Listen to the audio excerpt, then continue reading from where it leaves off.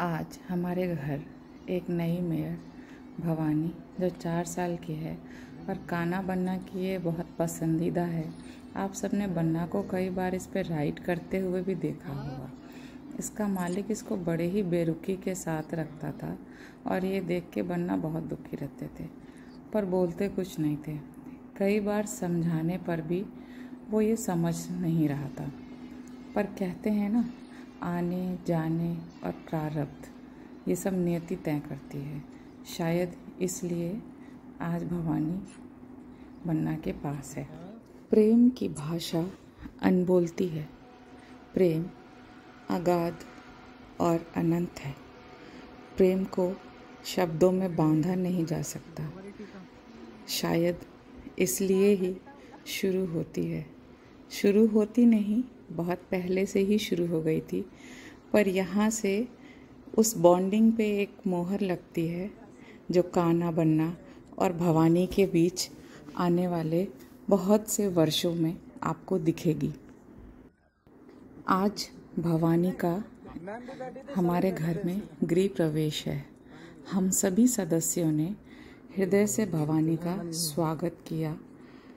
अभी मैं इसको चूनर उड़ा रही हूँ। आप देखिए, ये लाल चूनर इस पे बहुत ही सोनी लग रही है। और हम सभी ने ईश्वर से यह कामना की कि भवानी के कदम सदैव इस घर को मंगल और उन्नति की ओर लेकर जाएं। यहाँ इसकी न्यौछावर और परछन करने के बाद सभी कान्हा बन्ना को छेड़ रहे हैं कि इसकी न्यौछावर तो सिर्फ और सिर्फ कान्हा बन्ना ही करेंगे।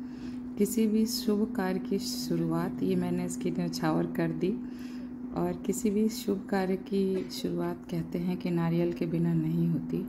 नारियल में श्री लक्ष्मी जी का निवास होता है और अश्व का आगमन घर में शुभता का प्रतीक होता है। अब सभी कान्हा बन्ना को नारियल फोड़ने के लिए कह रहे हैं और कान्हा शायद ये सम्मान अपने पिता को देना चाहते हैं और कह रहे हैं, पापा आप फोड़िए।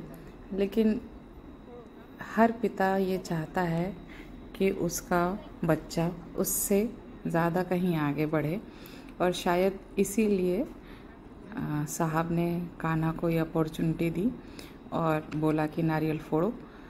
अब कान्हा पे एक बार में ये नारियल नहीं फूटा और नारियल के अंदर से जो नारियल का पानी निकलता है वो भी बहुत शुभ होता है। और ऐसा कहा जाता है कि जब किसी नई चीज़ की शुरुआत करते समय नारियल का पानी निकलता है तो उसका छिड़काव करना चाहिए।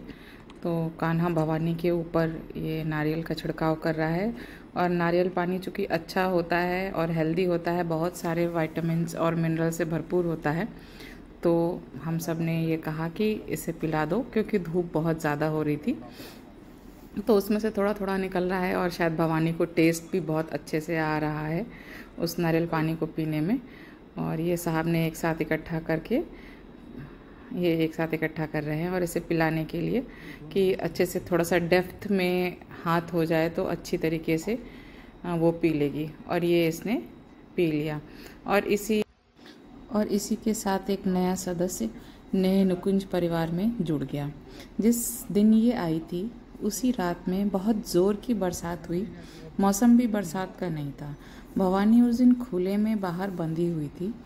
भवानी ने आवाज़ नहीं लगाई, ना तो मैं सुन पाई। पर कहते हैं कि जब हम किसी से अपना जुड़ाव करते हैं तो वो जुड़ाव बोलता है। जब मेरी भोर में आँख खुली तो मैंने देखा कान्हा भवानी को चद्दर से ढककर बैठे हैं और गर्व भी हुआ कि बच्चे ने अपनी जिम्मेदारी को समझा और इस दोस्ती की सेंस को महसूस किया। पोर्टिको में उसको छोड़ नहीं सकते थे क्योंकि पोर्टिको की फर्श बहुत स्लिपरी थी और इसके गिरने का डर था। और भोर में ये भवानी और कान्हा दोनों अपनी नीड पूरी करते हुए बहुत अच्छा लगा देखकर।